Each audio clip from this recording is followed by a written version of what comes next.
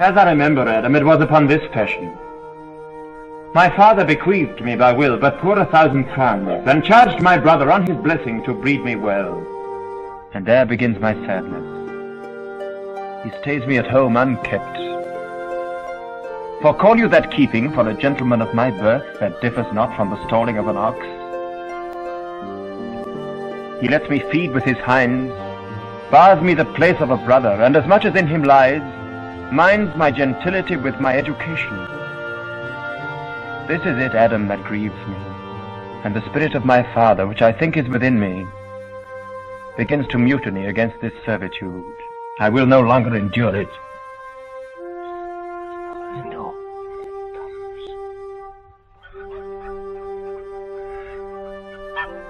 Stay apart, and thou shalt hear how he will shake me up.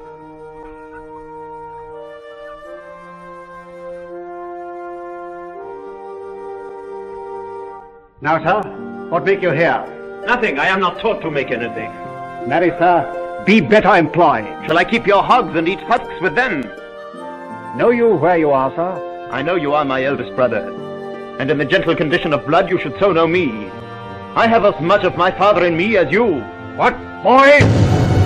Come, elder brother, you are too young at this. Won't throw a hand on me, villain? I am no villain. I am the youngest son of Sir Roland de Boys, and he is thrice a villain that says such a father begot villains. Wert thou not my brother, I would not take this hand from thy throat till this other had pulled out thy tongue for saying. Sweet masters, be patient. Your father remembers me at all. Let me go, I say. I will not till I please. You shall hear me. My father charged you by his will to give me good education. You have trained me like a peasant, and the spirit of my father grows strong within me, and I will no longer endure it. Therefore, give me the poor lottery my father left me by testament. With that I will go buy my fortune. Get you in. I will not long be troubled with you. You shall have some part of your will. I pray you leave me. I will no further offend you than becomes me for my good.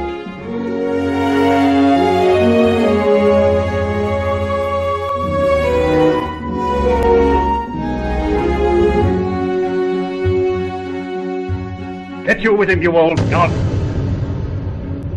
Old dog, my lord. Most true, I have lost my teeth in your service.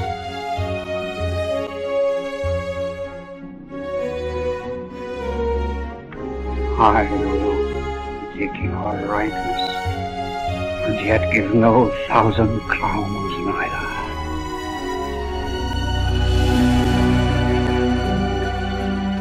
Hurrah! Dennis!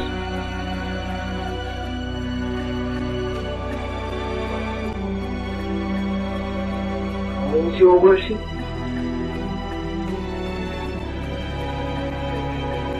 Was not Charles the Duke's Reisler here to speak with me? So please you, he is here at the door. Call him in.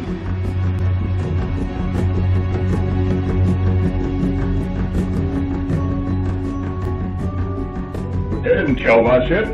Good now. What's the new news at the new court? There is no news at the court, sir, but the old news.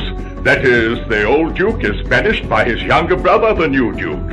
Where will the old Duke live? They say he's already in the Forest of Arden, and many merry men with him, and there they live like the old Robin Hood of England.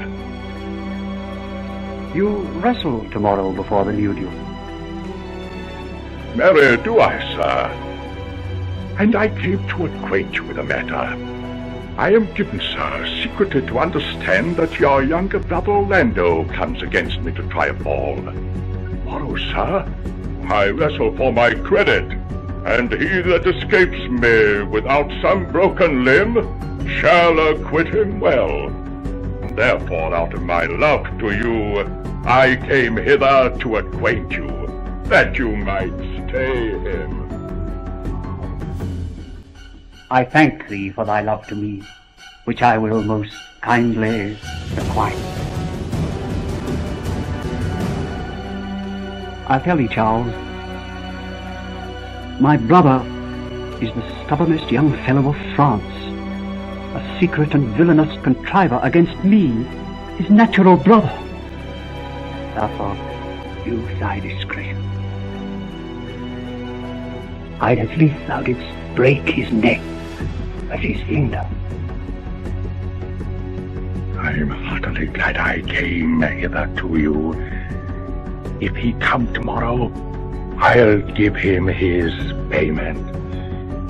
If ever he go alone again, I'll never wrestle for prize. So God keep your worship. Farewell, good Charles.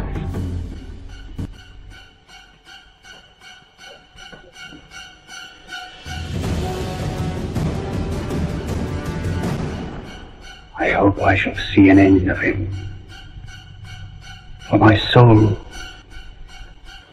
yet I know not why, hates nothing more than he.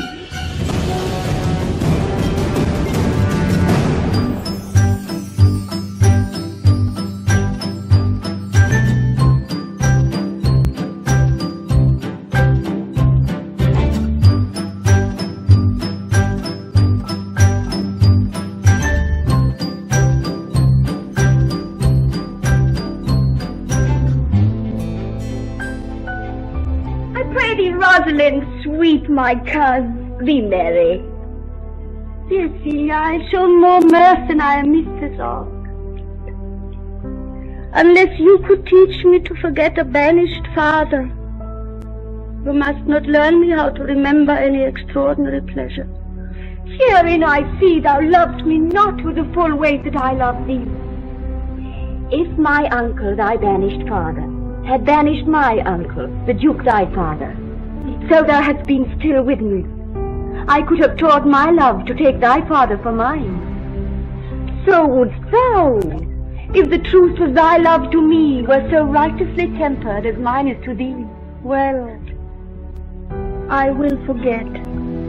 You know my father hath no child but I, and truly when he dies thou shalt be his heir. For what he has taken away from thy father perforce, I will render thee again in affection. By my honor I will. And when I break that oath, let me turn monster.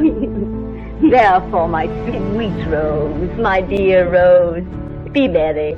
From henceforth I will come, and devise sports. Let me see. But think you of falling in love? Marry, I prithee do, to make sport withal. But love no man in good earnest. No? Nor no further in sport neither, than with safety of a pure blush thou mayst in honour come off again. Shall be our sport then.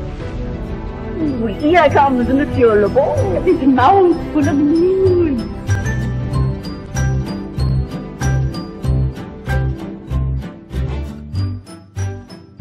Bonjour, Monsieur Le Beau. What's the news? Fair Princess, you're going to lose much good sport.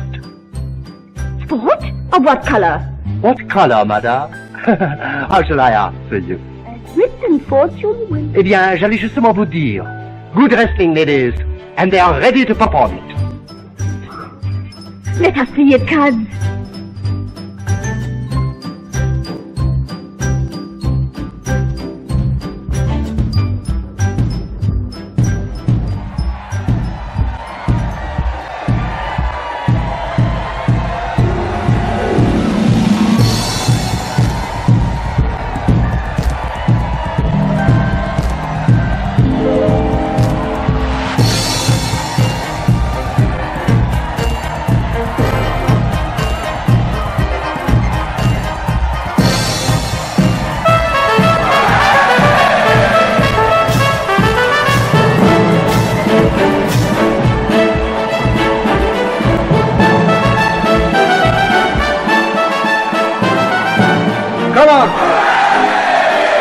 This youth will not be entreated, his own peril on his forwardness.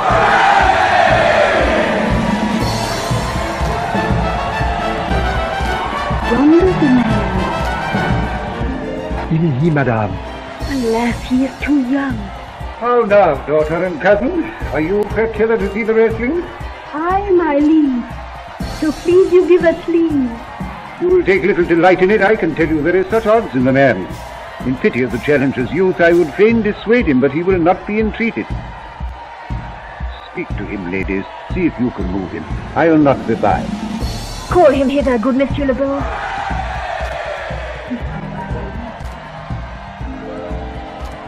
Monsieur the Challenger, the Princess calls for you. I attend them with all respect and duty.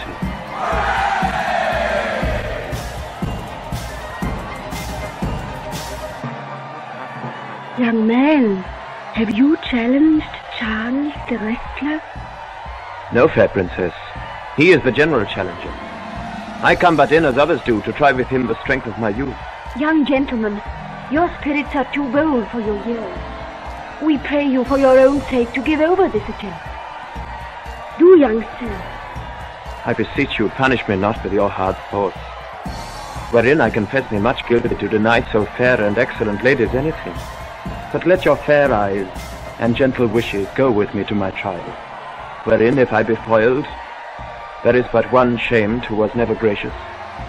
If killed, but one dead that is willing to be so. I shall do my friends no wrong, for I have none to lament me. The world no injury, for in it I have nothing. Only in the world I fill up a place which may be better supplied when I have made it empty. The little strength I have, I would it were with you, and mine to eke out hers.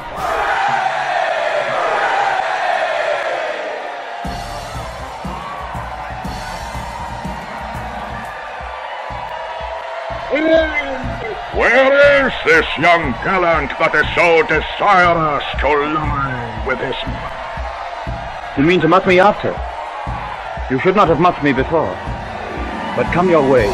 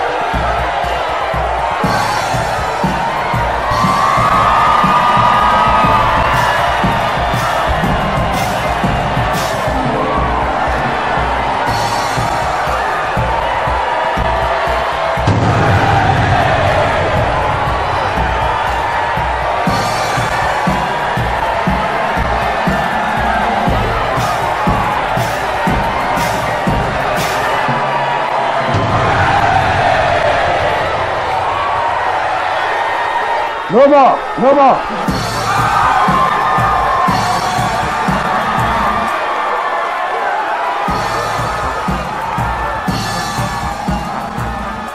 How dost thou, Charles? You cannot speak, my lord. Bear him away.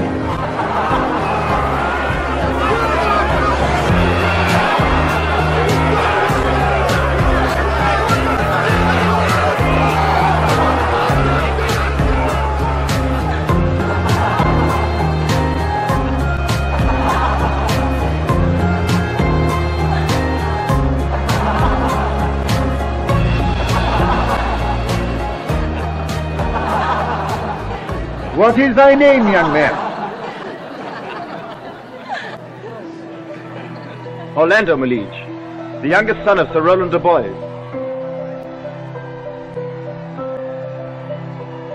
I would thou hadst been son to some man else. The world esteemed thy father honourable, but I did find him still mine enemy. But fare thee well, thou art a gallant youth. I would thou hadst told me of another father.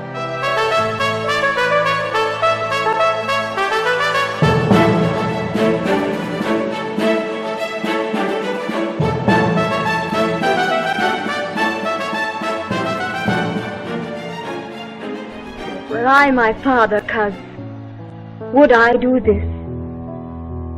My father loved Sir Roland as his soul.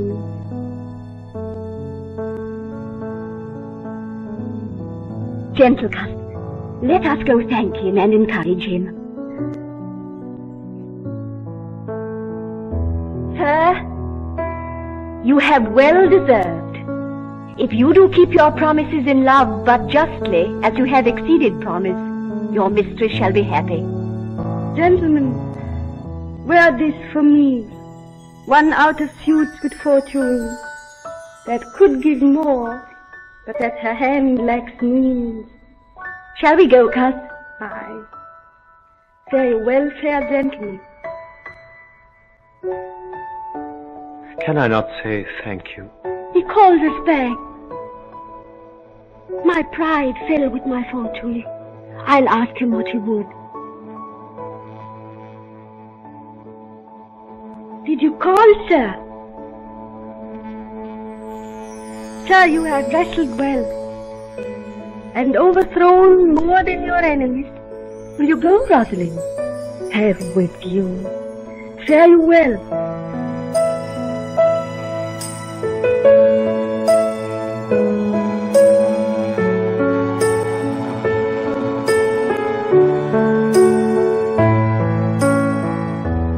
What passion hangs these weights upon my tongue? I cannot speak to her. Yet she urged conference. O poor Orlando, thou art overthrown. Or Charles, or something weaker masters thee.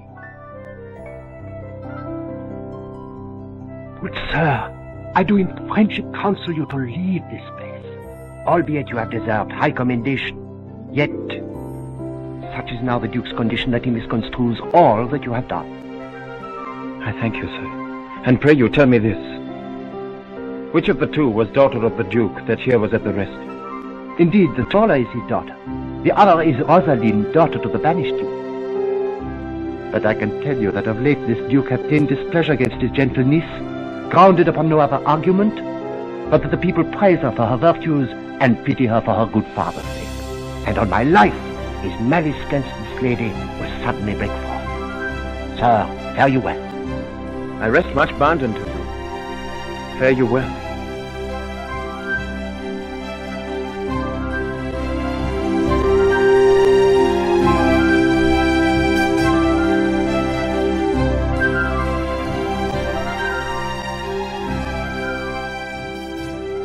Thus must I from the smoke into the smother, from tyrant duke unto a tyrant brother.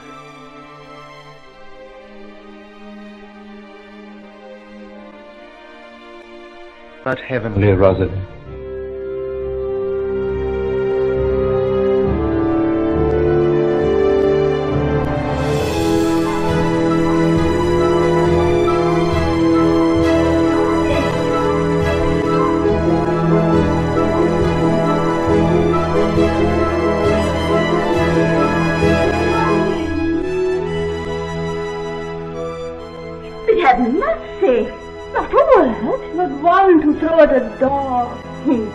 But is all this for your father?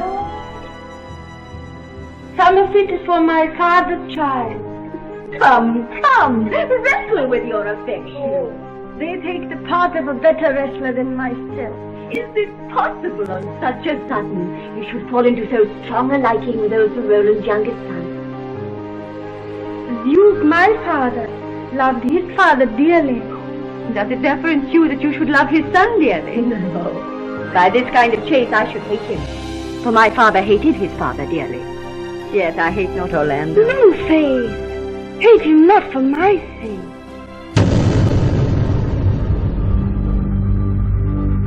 Here comes the Duke.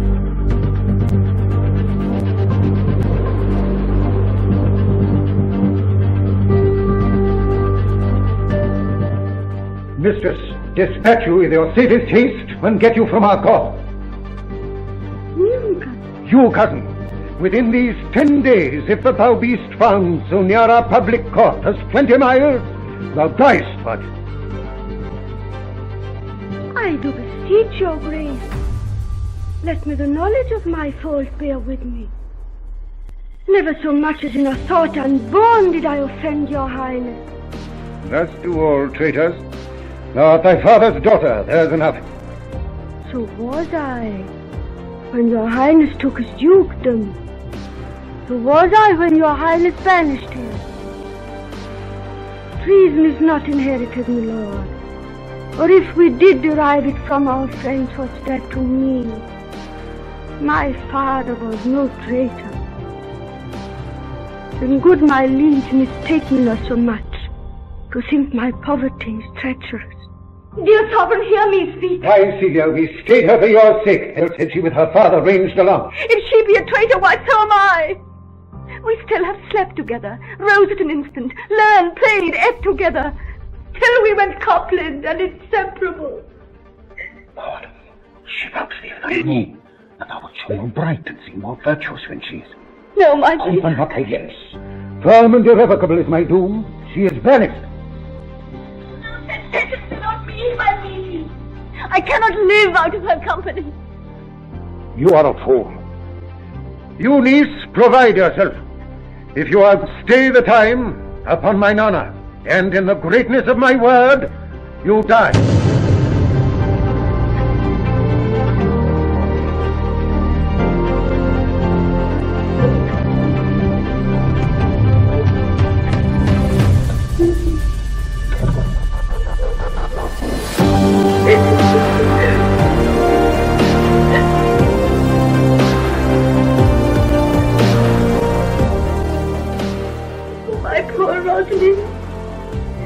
Whither wilt thou go?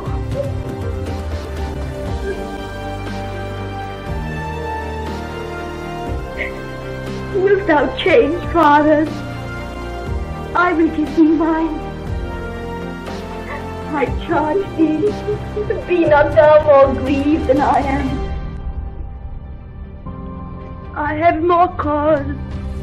Thou hast not cut. Prithee be cheerful. Knowest thou not the Duke hath banished me, his daughter? That he has no, hath not. Rosalind lacks then the love which teaches thee that thou and I am one. Shall we be sundered? Shall we part? We no. Let my father seek another heir. By this heaven, now thou sorrow is pale. Say what thou canst. I'll go along with thee. Whither shall we go? To seek my uncle in the forest of Arden.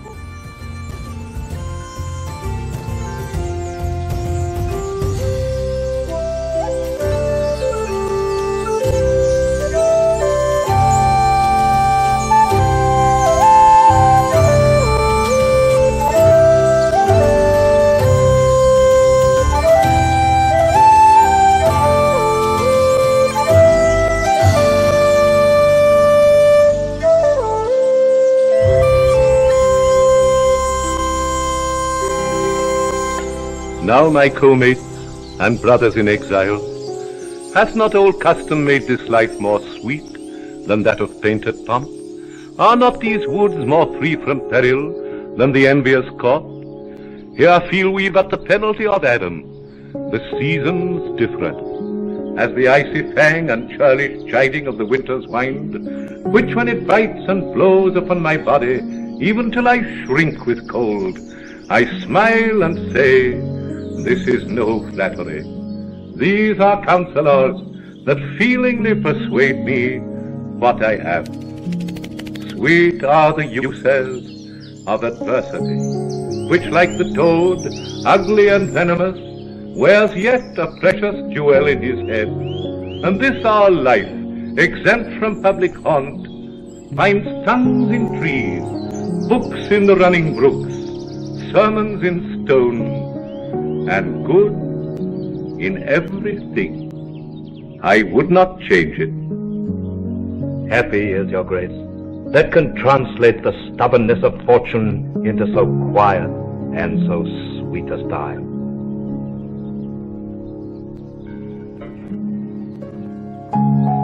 Don't blow the winter wind. Thou art not so unkind. Thou art not so unkind as man's in pride. Thy tooth not so keen, because thou art not seen. Thy tooth is not so keen, because thou art not seen. Although thy best is good, although thy best is good, although thy best is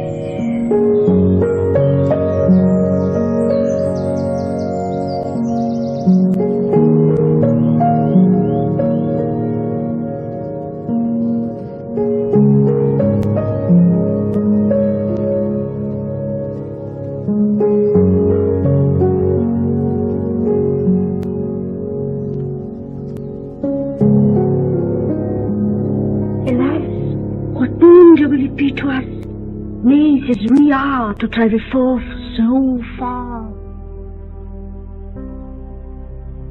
I put myself in poor and mean attire, and with a kind of umber smirch my face. The like do you. So shall we pass along and never stir assailants. Were it not better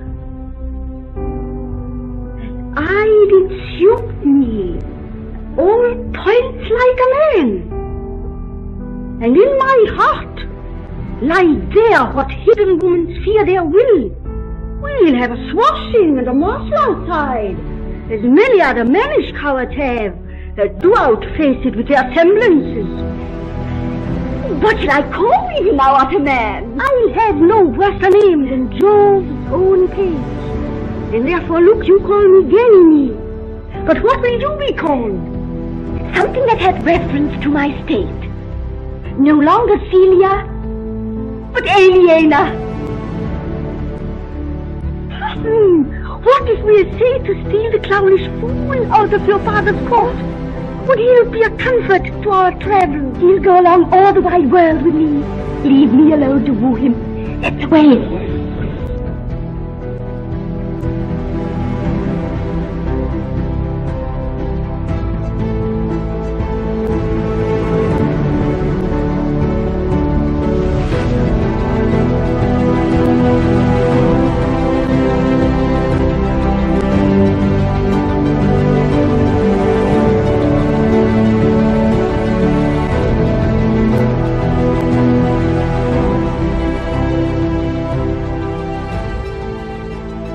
Go we in content to liberty and not to banishment. Can it be possible that no man saw them? It cannot be. Some villains of my court are of consent and sufferance in this. I cannot hear of any that see her. The royalist clown, at whom so oft your grace would want to laugh, is also missing.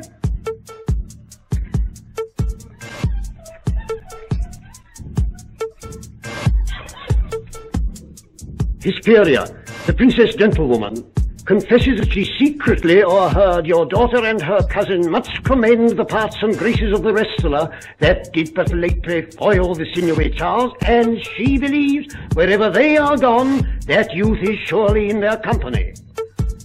Send for that wrestler. Fetch that gallant hither.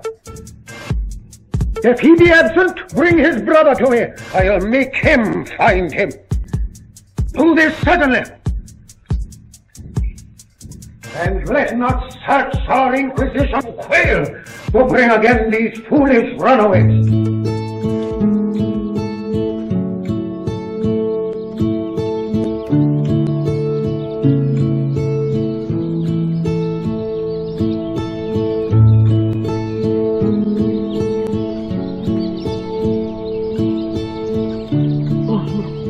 Oh, my gentle master. Oh, sweet master. Oh, you memory of old Sir Roland. Why, what's the matter? Oh, unhappy youth. Within this room, the enemy of all your gracious ladies, your brother. This night he means to burn the lodging where you used to lie, and you within it. This house is but a butchery. Abhor it, fear it, do not stay in it. Why, whither, Adam, wouldst thou have me go? No matter whither, so you stay not here. What, wouldst thou have me go and beg my food? I have 500 crowns, the thrifty isle I saved unto your father. Here's the gold. All this I give you. Let me be your servant in all your business and necessities.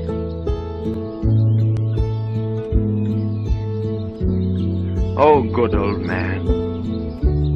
How well in thee appears the constant service of the antique world, where service sweat for duty, not for me.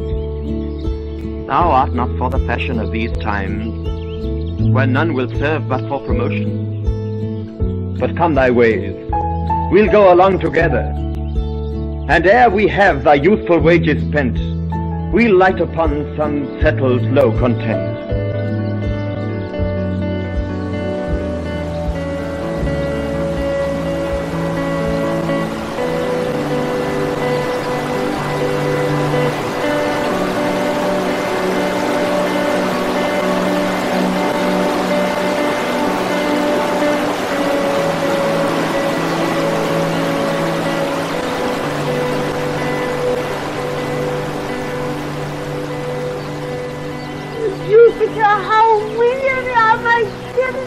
I care not for my spirits if my legs were not so weary. I could find it in my heart to break my man's apparel and to cry like a woman.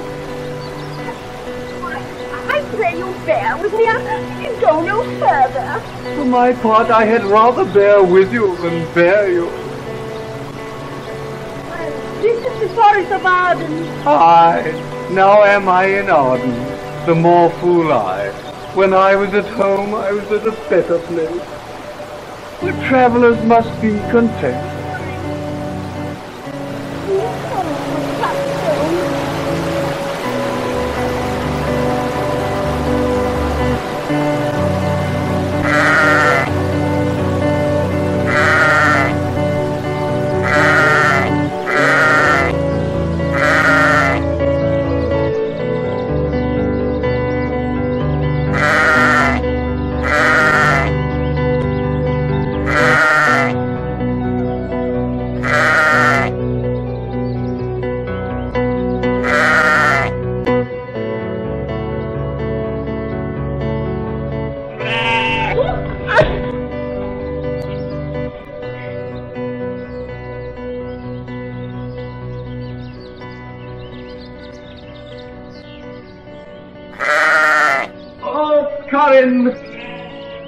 That thou knewst how I do love her. I partly guess, for I have loved her now. How many actions most ridiculous hast thou been drawn to by thy fantasy? Into 1,000 that I have forgotten. Oh, thou didst then ne'er love so heartily. If thou rememberest not the slightest folly that ever love did make thee run into, thou hast not loved. Or if thou hast not spoke as I do now, wearing thy hearer with thy mistress' praise, thou hast not loved. Or if thou hast not broke from company, abruptly as my passion now makes me, thou hast not loved.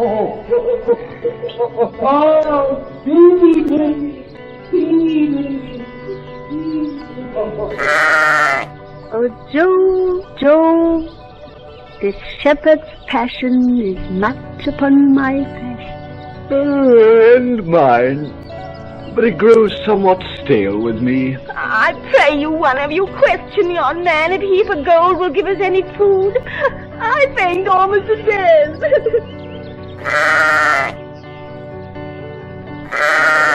Hello, you clown. Peace, fool, he's not thy kinsman. Gore. But now to you, friend. and to you, gentle sir, and to you all. I prithee, shepherd, if that love or gold can in this desert place buy entertainment, here's a young maid with tribal much oppressed, and faints for succor. Fair sir, I pity her, but I am shepherd to another man, and do not shear the fleeces that I graze. His cot, his flocks, and bounds of feed are now on sale. But what is? Come and see, and in my voice most welcome shall you be. I pray thee, if it stand with honesty, buy thou the cottage, pasture, and the flock, and thou shalt have to pay for it of us. I like this place, and willingly would waste my time in it. Assuredly the thing is to be sold. Go with me, and if you like, upon report, the soil, the profit, and this kind of life, I will your very faithful feeder be.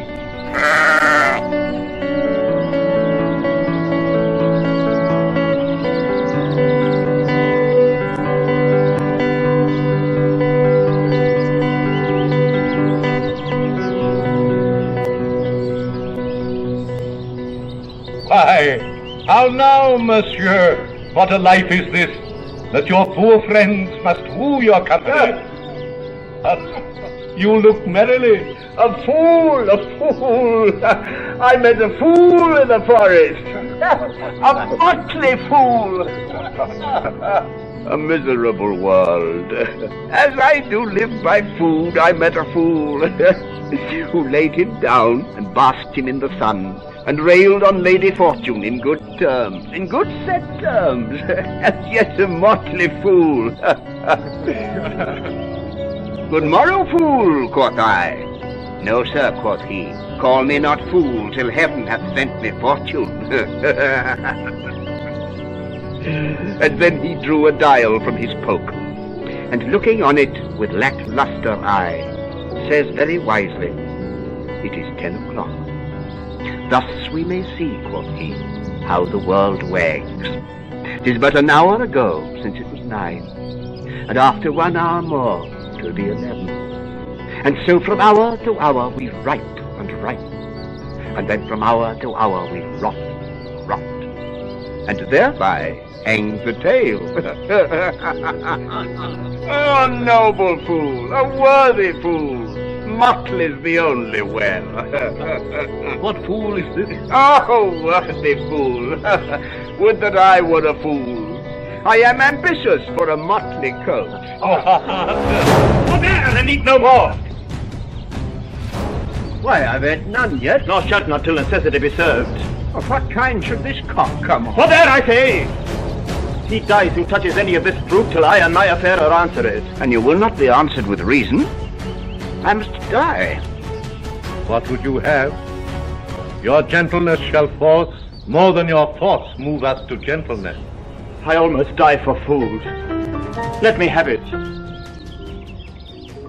Sit down and feed, and welcome to our table. Speak you so gently. Pardon me, I pray you. I thought that all things had been savage here, and therefore put I on the countenance of stern commandment. But whate'er you are, if ever you have looked on better days, if ever been where bells have knolled to church, if ever sat at any good man's feast, if ever from your eyelids wiped a tear, and know what is to pity and be pitied, let gentleness my strong enforcement be, in the which hope I blush and hide my sword. True is it that we have seen better days, and have with holy bell been knolled to church, and sat at good men's feasts, and wiped our eyes of drops that sacred pity hath engendered. Therefore, sit you down in gentleness. Yet but forbear your food a little while. There is a poor old man, who after me hath many a weary step limped in pure love, till he be first sufficed, oppressed with 2 weak evils, age and hunger, I will not touch a bit. Go, seek him out, and we will nothing waste till your return. I thank ye, and be blessed for your good comfort. Thou seest, we are not all alone unhappy. This wide and universal theatre presents more woeful pageants than the scene wherein we play in. All the world's a stage, and all the men and women merely players. They have their exits and their entrances, and one man in his time plays many parts, his acts being 7 ages. At first, the infant, mewling and puking in the nurse's arms. Then the whining schoolboy with his satchel and shining morning face, creeping like snail, unwillingly to school. And then the lover, sighing like the furnace, with a woeful ballad made to his mistress' eyebrow. Then a soldier, full of strange oaths and bearded like the bard, jealous in honor, sudden and quick in quarrel, seeking the bubble reputation even in the cannon's mouth. And then the justice, in fair round belly, with good capon lined, with eyes severe and beard of formal cut, full of wise saws and modern instances, and so he plays his part.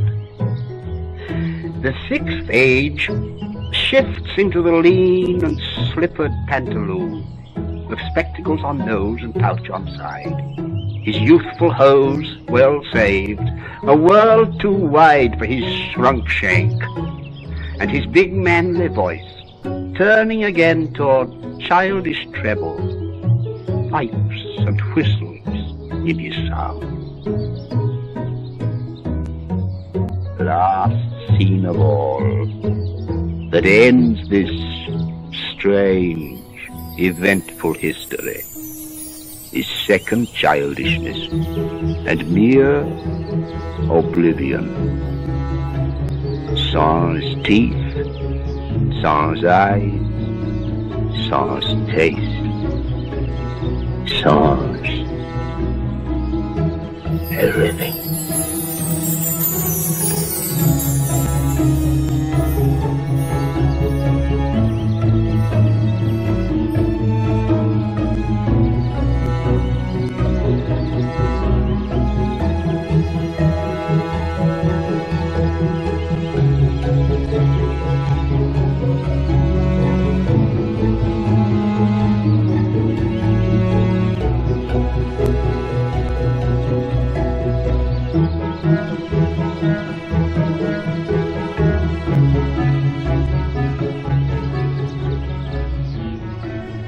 If that you were the good Sir Roland's son, as you have whispered faithfully you were, be truly welcome hither. Good old man, thou art right welcome as thy master is. I am the Duke that loved your father.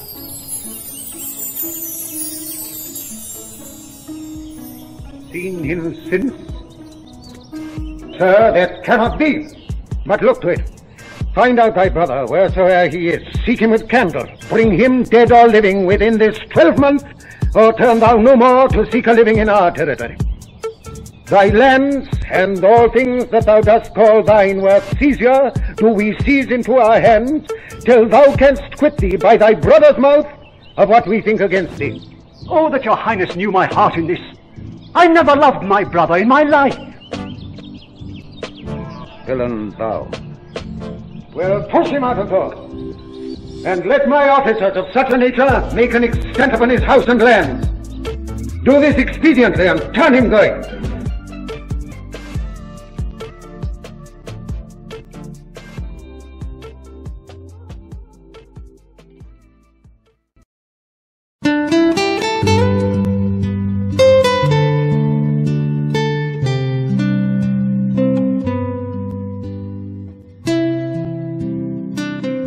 Hang there my verse in witness of my love.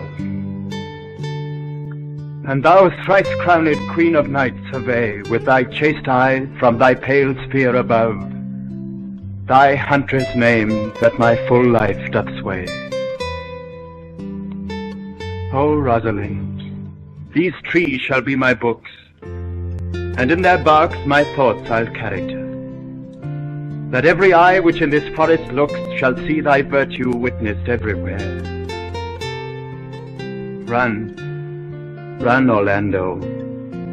Carve on every tree the fair, the chaste, the unexpressive she.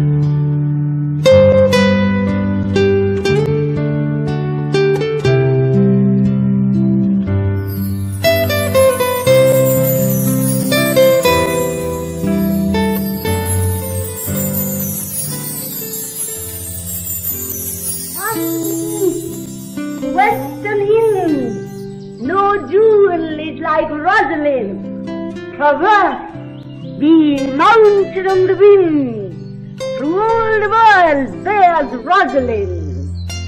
All the pictures fair and line are but black to Rosaline.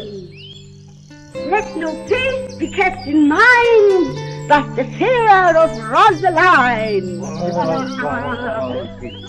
I'll rhyme you so 8 years together. Dinners and suppers and sleeping hours accepted.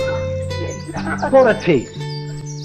If a heart do lack a hind, let him seek out Rosaline. If the cat will after kind, so be sure will Rosaline. Winter garments must be lined, so must slender Rosaline.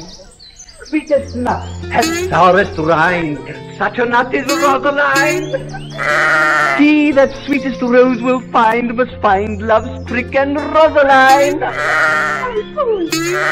A very false gallop of verses. Why do you infect yourself with them? I found them on a tree. Truly, the tree yields bad fruit. Pink, tender, cheek, but not her. Cleopatra's majesty. Atalanta's bitter part, sad Lucretia's modesty.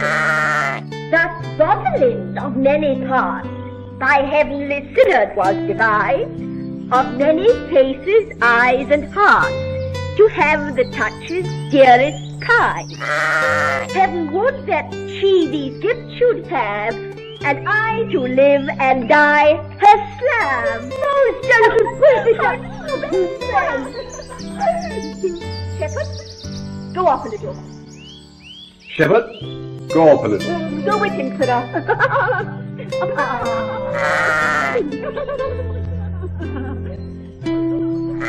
Did you hear without wondering how thy name should be hanged and carved upon these trees? I was 7 of the 9 days out of the wonder before you came. Look here what I found on a palm tree. I was never so berhymed since Pythagoras' time, when I was an Irish rat, which I can hardly remember. Trow you who has done this? Is it a man? And a chain you once wore about his neck. Change your colour? I prithee who? Is it? Now, with most extraordinary vehemence, tell you it is. Oh, wonderful, wonderful. Most wonderful, wonderful. Again, wonderful. Out of all, who in my complex Dost thou think, though I am caparisoned like a man, I have a doublet and hose in my disposition? 1 inch of delay more is a south sea of discovery. Quickly and speak apace, oh, I would thou couldst spare me, that thou mightst pour this concealed man out of thy mouth as wine comes out of a narrow-mouthed bottle, either too much at once or none at all. I pray thee, take the cork out of thy mouth, that I may drink thy tidings. So you would put a man in your belly. What manner of man? Is his head worth a hat, or his chin worth a beard? Nay, he hath but a little beard. Why, God will send more if the man will be thankful. Let me stay the growth of his beard, if thou delay me not the knowledge of his chin. It is young who? Orlando. Orlando.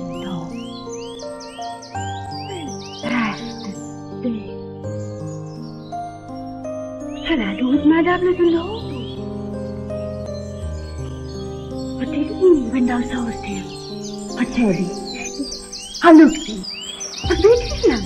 He asked for me. And shalt thou see him again? Oh, answer me in 1 word. Was Barney gargantuous mouth first? But take. I found him under a tree. The dropped acorn may well be called Job's tree, when it drops forth such fruit. There lay he, stretched along like a wounded knight. Though it be pity to see such a sight, it well becomes the ground. High holler to thy tongue, I prithee. Thou bring'st me out of tune. Oh, and it was not. Oh, I'm a woman, and I think I must stoop. Say all. No, you bring me up.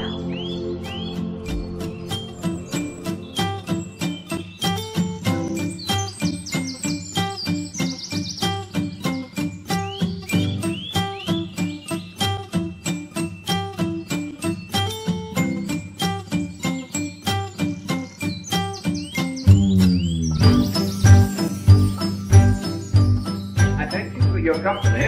For good faith, I had as lief have been myself alone. And so had I. But yet for fashion's sake, I thank you too for your society. God be with you. Let's meet as little as we can. I do desire we may be better strangers. I pray you, mar no more trees with writing love songs in their barks. I pray you, mar no more of my verses with reading them ill-favoredly. Rosalind is your love's name. Yes, just. I do not like her name. There was no thought of pleasing you when she was christened. What stature is she of? Just as high as my heart. You're full of pretty answers. I am weary of you. I'll tarry no longer with you. Farewell, good Signor Love. I am glad of your departure. Adieu, good Monsieur Melancholy.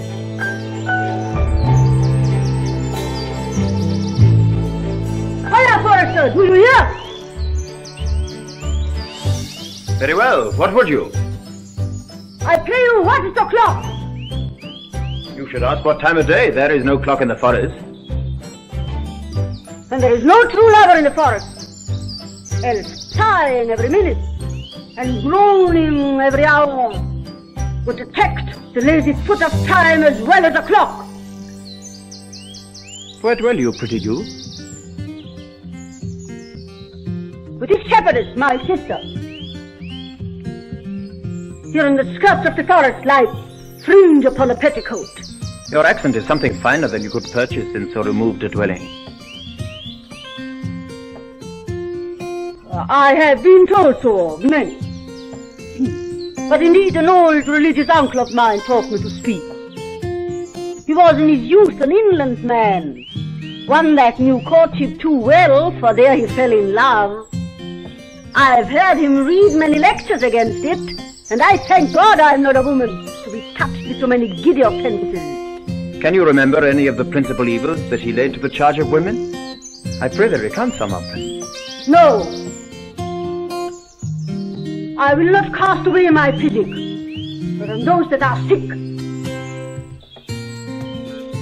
There is a man haunts the forest that abuses our young plants with carving Rosalind on their barks. hangs oaths upon hawthorns and elsies on brambles, and all forsooth defying the name of Rosalind. If I could meet that fancymonger, I would give him some good counsel, for he seems to have the quotidian of love upon him. I am he that is so love-shaped. I pray you tell me your remedy. There is none of my uncle's marks upon you. He taught me how to know a man in love. What were his marks? A lean cheek, which you have not. A blue eye, and sunken, which you have not. A beard neglected, which you have not. Then your hose should be ungartered, your bonnet unbanded, your sleeve unbuttoned, your shoe untied, and everything about you demonstrating a careless desolation. But you are no such man. You are rather quite device in your accoutrements, as loving yourself than seeming the lover of any other. I swear to thee, youth, by the white hand of Rosalind, I am that he, that unfortunate he. But are you as much in love as your rhymes speak? Neither rhyme nor reason can express how much. Love is merely a madness, yet I profess curing it by counsel. Did you ever cure any soul? One. And in this manner, you ought to imagine me, his love, his mistress, and I set him every day to woo me, at which time I, being but a moonish youth, would now like him, now loathe him, then entertain him, then forswear him, now weep for him, now spit at him, that I drave my suitor from his mad humor of love into a living humor of madness. And thus I cured him, and this way will I take upon me to wash your liver as clean as a sound sheep's heart, that there shall not be one spot of love in it. I would not be cured, you. But I would cure you, if you'd but call me Rosalind. You come every day to my cot to woo me. Now by the faith of my love I will. Tell me where it is. Go with me and I'll show it you. And by the way, you can tell me where in the forest you live. Will you go? With all my heart, good youth. Nay, you must call me Rosalind. Rosalind.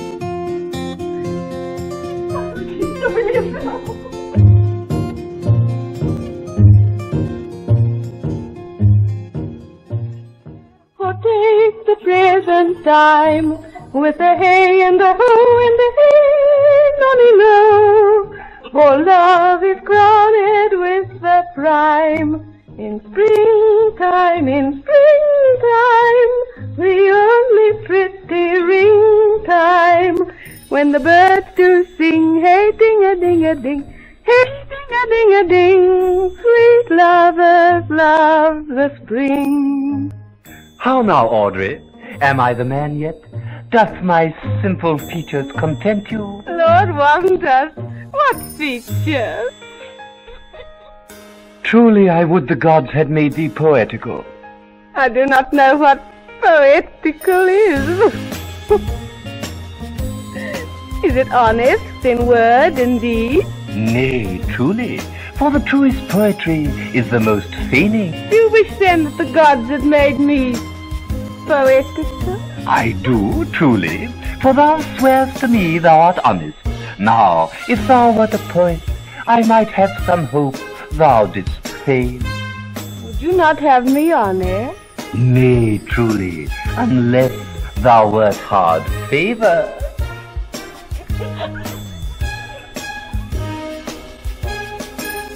Never talk to me, I will weep. Why today? But yet have the grace to consider that tears do not become a man. But have I not cause to weep? As good a cause as one would desire. Therefore weep. His very hair is of the dissembling color, even browner than Judas's. Marry, his kisses are Judas's own children. His hair is of a good color. An excellent color. Your chestnut was ever the only color. And his kissing is as full of sanctity as the touch of holy bread. The very ice of chastity is in them. But why did he swear I would come this morning and comes not? Nay, certainly, there is no truth in him. Not true in love? Yes, when he is in. I think he's not in. You had heard him swear downright he was. Was it not evil? Besides, the oath of a lover is no stronger than the word of a tapster. He tends here in the forest on the Duke your father.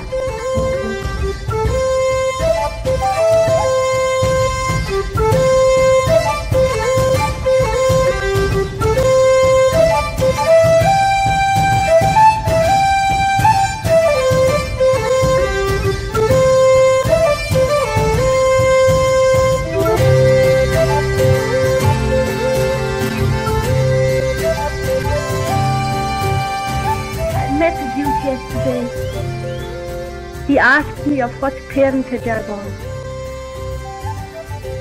I told him of as good as he is. He laughed and let me go. But what talk will fathers when there is such a man as Orlando? Mistress and master, if you will see a pageant truly played between the pale complexion of true love and the red glow of scorn and proud disdain, go hence a little, and I shall conduct you. Okay. Let us remove. The sight of lovers feedeth those in love.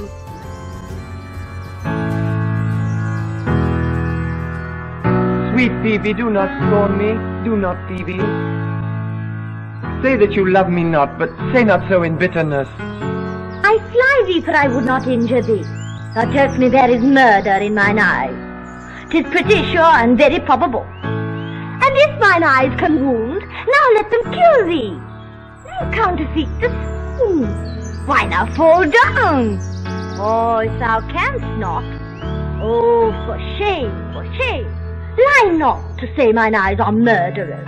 Oh, dear Phoebe, if ever, as that ever may be near, you meet in some fresh cheek the power of fancy, then shall you know the wounds invisible that love's keen arrows make. But till that time come not thou near me.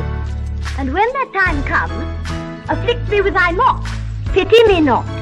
Until that time I shall not pity thee. And why, I pray you, who might be your mother, that you insult, exult, and all at once over the wretched? What? Though you have no beauty, must you therefore be proud and pitiless? Why? What means this? Look on me. My little life, I think she means to tangle my eyes too. No! Faith, thou mistress, hope not after it. 'Tis not your inky brows, your black silk hair, your blue eyeballs, nor your cheeks, really, that can attain my spirit to your worship. You foolish shepherd, wherefore do you follow her like foggy south puffing with wind and rain? You are 1,000 times a properer man than she a woman.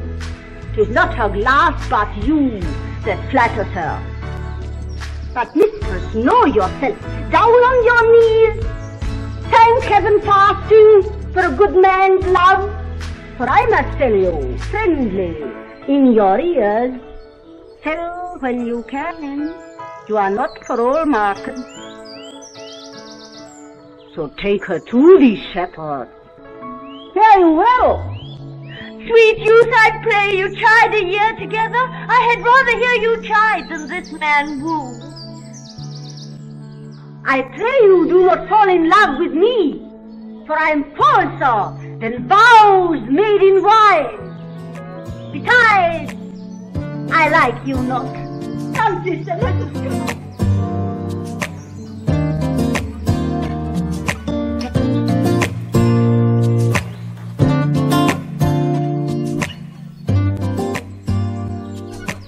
Good day and happiness, dear Rosalind.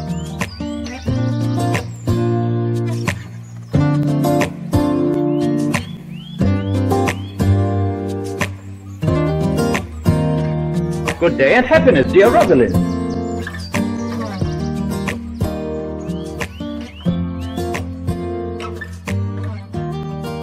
And now, Orlando, where have you been all this while?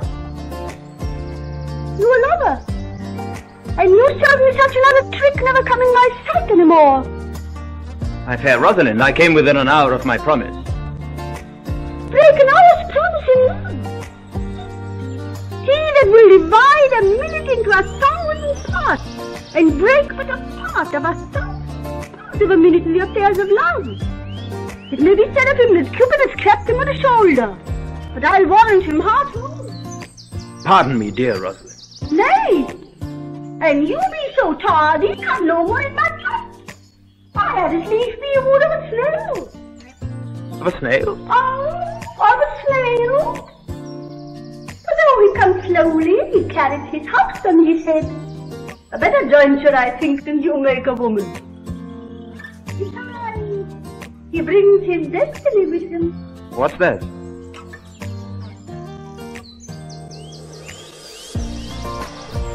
Virtue is no horn maker, and mine Rosalind is virtuous. Come woo me, for now I am in a holiday humor and like enough to consent. What would you say to me now? And I were your very, very Rosalind. I would kiss before I spoke. Nay. You were better speak first. Very good orators, when they are out, they will spit. And for lovers, lacking matter, the cleanliest shift is to kiss. Who could be out being before his beloved mistress? Marry, that should you if I were your mistress. Am not I your Rosalind? I take some joy to say you are, because I will be talking of her. Well, and in her person, say, you will not. Then in mine own person, I die. Say, die by attorney. The poor world is almost 6,000 years old, and in all this time there was not any man died in his own person, in a love cause. Men have died from time to time, and worms have eaten them from time to time, but not for love. I would not have my right, Rosalind, of this mind, for I protest her frown might kill me. No, by this hand, it will not kill a fly. But come, now I will be your Rosalind in a more coming on disposition. And ask me what you will. I will grant it. Then love me, Rosalind. Yes, faith, will I. Fridays, Saturdays, and all days. And wilt thou have me? Aye, and 20 such. What sayest thou? Are you not good? I hope so. There. Can one desire too much of a good thing? Sister! Sister! You shall be the priest and marry us! Give me your hand, Orlando. What do you say, sister? Pray thee, marry us. I cannot say the words. You must begin. Will you, Orlando, have to wife this Rosalind? Go to. Will you, Orlando, have to wife this Rosalind? I will. I will swear. Why, now, as fast as she can marry her. Then you must say, I take thee, Rosalind, for wife. I take thee, Rosalind, for wife. I do take thee, Orlando, for my husband.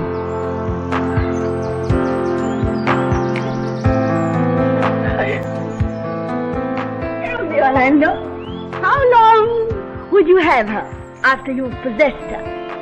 Forever and a day. Say a day without the ever. Oh no, Orlando.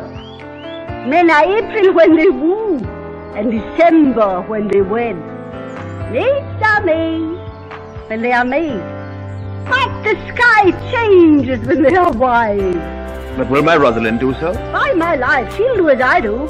Oh, but she is wise. She's wise. But the wise are the wayward. For these 2 hours, Rosalind, I will leave thee.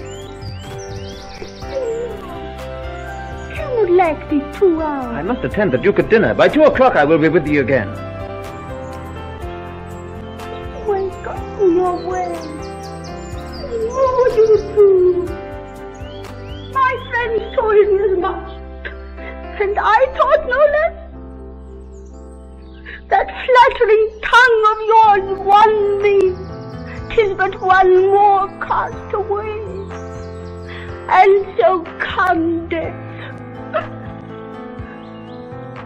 2 o'clock is your hour. Aye, sweetheart. By my troth, and in good earnest, and so God mend me, and by all pretty oaths that are not dangerous, if you break but 1 jot of your promise, or come 1 minute behind your hour, I will think you the most pathetic to break promise, and the most hollow lover, and the most unworthy of her you call Rosalind. Therefore beware and keep your promise. With no less religion than if thou wert indeed my Rosalind. So adieu. Adieu.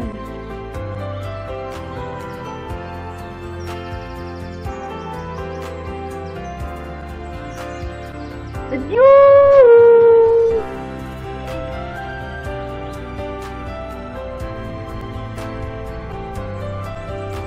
Adieu.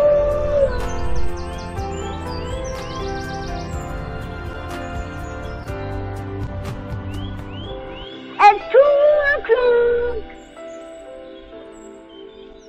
Oh. At 2 o'clock. And 2 o'clock.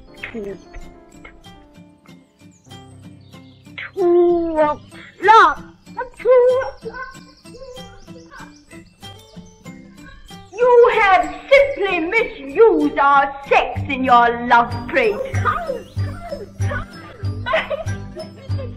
Oh, that thou didst know how many fathoms deep I am in love.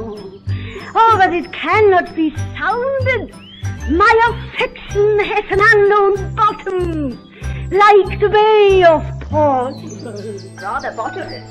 Oh, I'll tell thee, Aliena, I cannot be out of the sight of Orlando.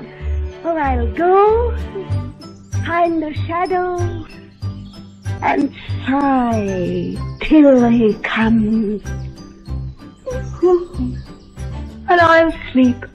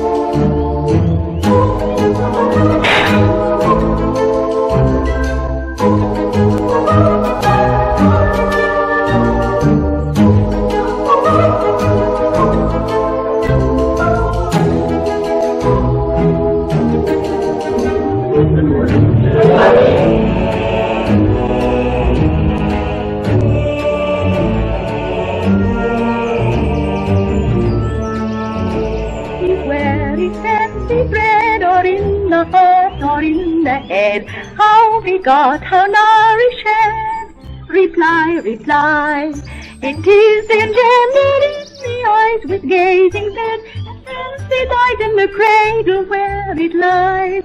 Let us all in fancy's knell, I'll begin it, ding dong bell, ding dong bell. What say you now? Is it not past 2 o'clock? And here much Orlando. I warrant you, with pure love and troubled brain, he has ta'en his bow and arrows, and is gone forth to sleep. Good morrow, fair ones. Are not you the owners of this house? It is no boast being asked to say we are.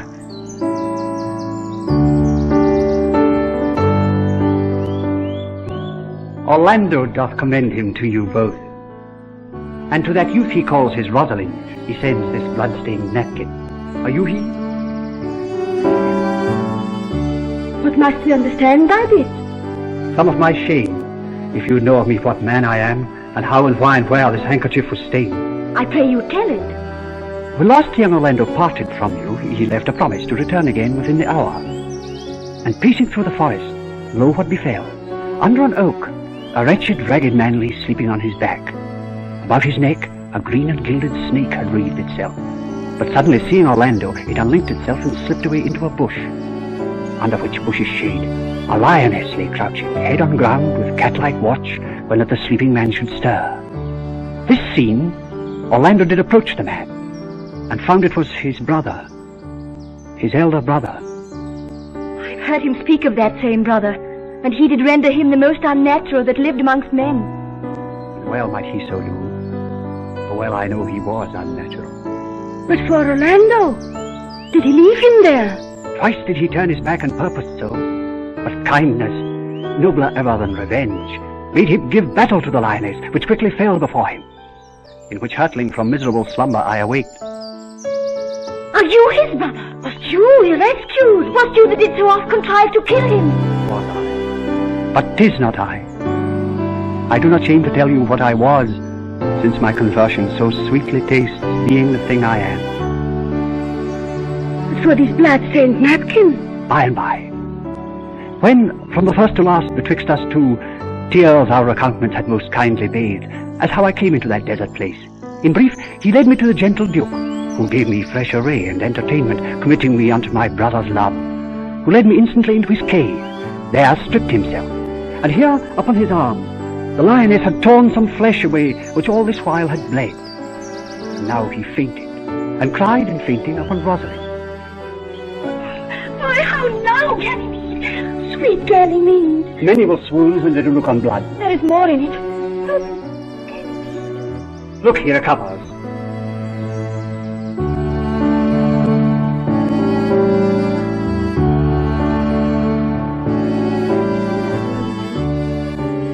We'll lead you thither. I pray you, will you take him by the arm? Be of good cheer, youth. You are man. You lack a man's heart. I do so. I confess it.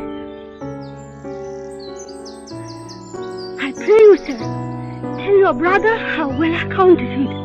This is not counterfeit. There is too great testimony in your complexion. It is a passion of earnest. Counterfeit, I should. Well, then take a good heart and counterfeit to be a man. So I do. But the faith, I should have been a woman by right. Come, you look paler and paler. You draw homewards. Good sir, go with us. That will I.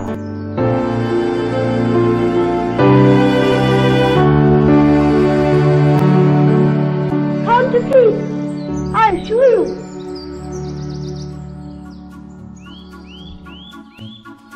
Order.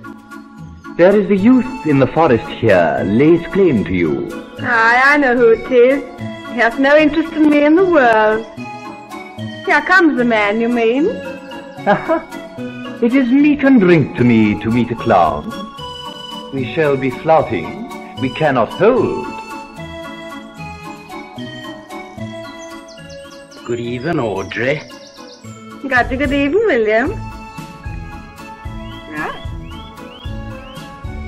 And good even to you, sir. Good even, gentle friend.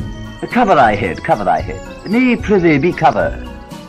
How old are you, friend? 25, sir. Ripe age. Is thy name William? William, sir. Fair name. Wast born i' the forest here? Aye, sir, I thank God. Thank God. A good answer.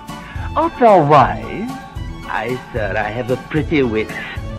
Faith, thou sayest well. I do now remember a saying, the fool doth think he is wise, but the wise man knows himself to be a fool. You do love this maid? I do, sir. Give me your hand. Art thou learned? No, sir. Then learn this of me. To have is to have, for it is a figure in rhetoric that drink being poured out of a cup into a glass, by filling the one doth empty the other, and all your writers do consent that ipse is he. Now you are not he, because I am he. Which he, sir? He, sir, that must marry this woman. Therefore, you clown, abandon the society of this female, or, clown, thou perishest. Or, to thy better understanding, diet. Or, to wit, I kill thee, mix thee away, translate thy life into death. I will kill thee 150 ways. Therefore, tremble and depart. Do good, William. God rest you merry, sir.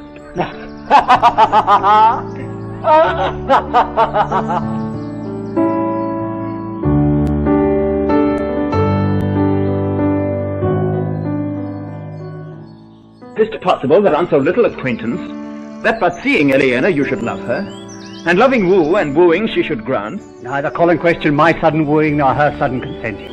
But say with me, I love Eleanor. Everywhere is fancy bread or in bed. How be God's lavish. Reply, reply.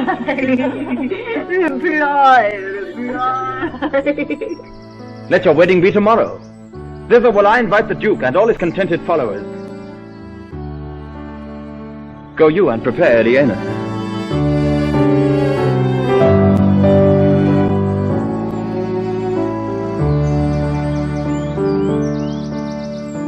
I tell you, brother. As you felt it, sir. Oh, my dear Orlando, how it grieves me to see thee wear thy heart in a scarf. It is my arm. I thought thy heart had been wounded by the claws of a lion. Wounded it is, but with the eyes of a lady. Did your brother tell you how I counterfeited to swoon when he showed me your handkerchief? Aye, and greater wonders than that. I know where you are. Nay, 'tis true, there was never anything so sudden. For your brother and my sister, they are in the very walls of love. They will together. Clubs cannot part them. They shall be married tomorrow, and I will bid the Duke to the nuptials. But oh, how bitter a thing it is to look into happiness through another man's eyes. By so much the more shall I tomorrow be at the height of heart heaviness. By how much I shall think my brother happy in having what he wishes for. Why then, tomorrow I cannot serve your turn for Rosalind. I can live no longer by thinking. I will weary you then no longer with idle talking. Know of me then that I can do strange things. I have, since I was 3 years old, conversed with a magician. And if you do love Rosalind so near the heart as your gesture cries it out, you shall marry her when your brother marries Eleanor. It is not impossible for me to set her before your eyes tomorrow, human as she is, and without any danger. Speakst thou in sober meaning? I do, by my life, which I tender dearly, though I say I am a magician. Therefore put you on your best array, bid your best friends, for if you will be married tomorrow, you shall, and to Rosalind, if you will. You have done me much ungentleness. I care not if I have. It is my study to seem despiteful and ungentle to you. You are there followed by a faithful shepherd. Look upon him, love him, he worships you. Oh, good shepherd, tell this youth what 'tis to love. 'Tis to be all made of sighs and tears, and so am I for Phoebe. And I for Ganymede. And I for Rosalind. And I for no woman. It is to be all made of faith and service, and so am I for Phoebe. And I for Ganymede. And I for Rosalind. And I for no woman.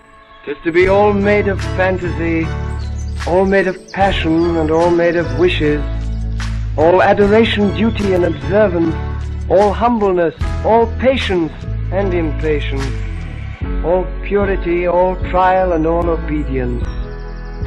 And so am I for Phoebe. And so am I for Ganymede. And so am I for Rosalind. And so am I for no woman.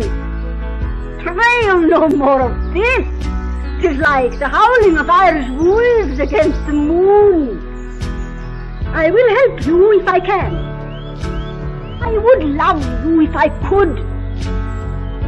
Tomorrow, meet me all together. I will marry you, if ever I marry a woman. And I'll be married tomorrow. I'll satisfy you, if ever I satisfy a man. And you shall be married tomorrow. I'll content you, if but pleaseth you, content you. And you shall be married tomorrow. As you love Rosalind, meet. As you love Phoebe, meet. And as I love no woman, I'll meet. So fare you well, I've left to command. I'll not fail if I live.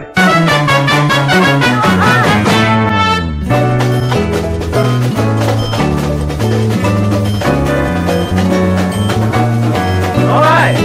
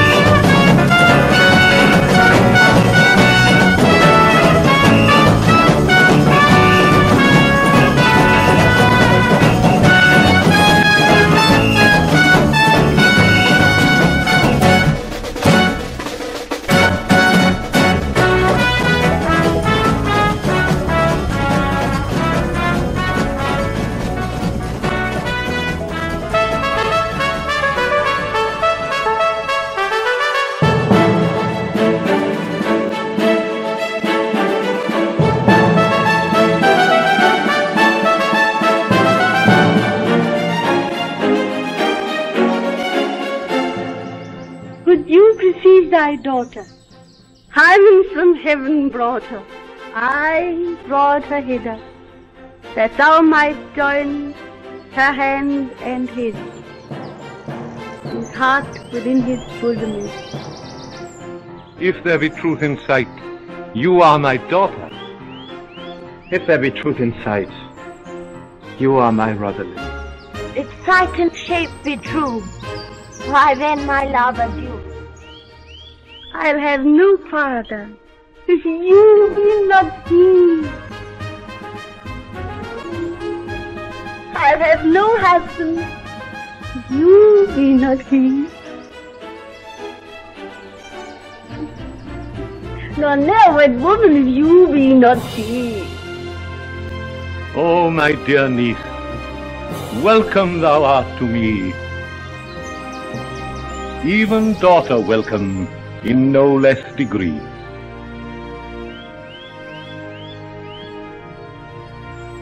I will not eat my word now thou art mine. Thy face, my fancy to thee does combine.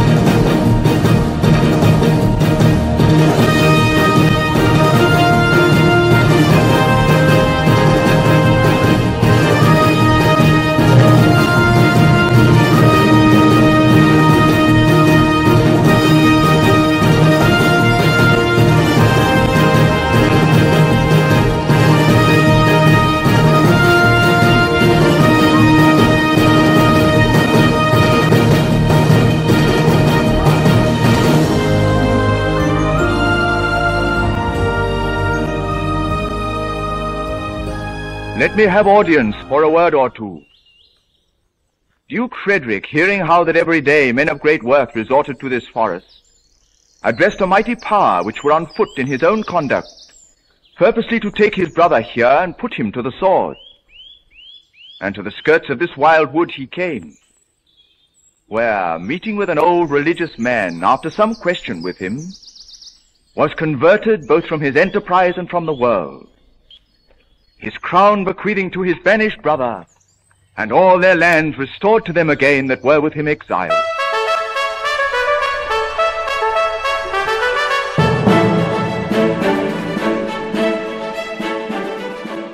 Welcome, young man.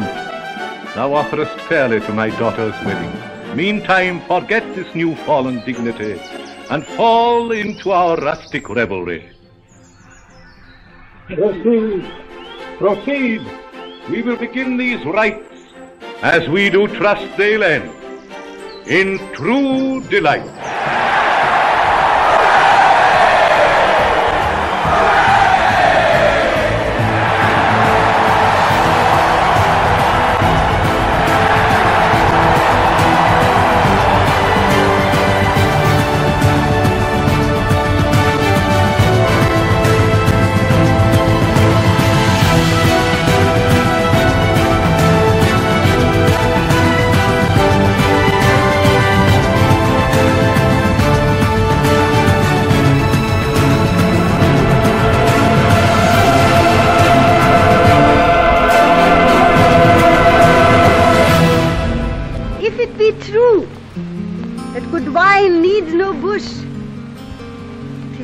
That a good play needs no epilogue.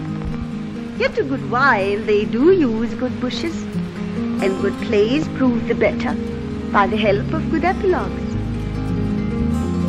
What a case am I in then, that am neither a good epilogue nor cannot insinuate with you in the behalf of a good play. I am not furnished like a beggar, therefore to beg will not become me.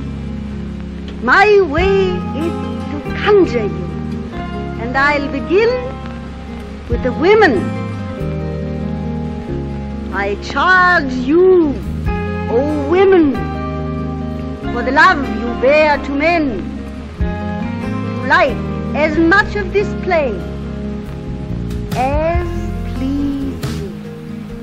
And I charge you, O men, for the love you bear to women, that between you and the women, play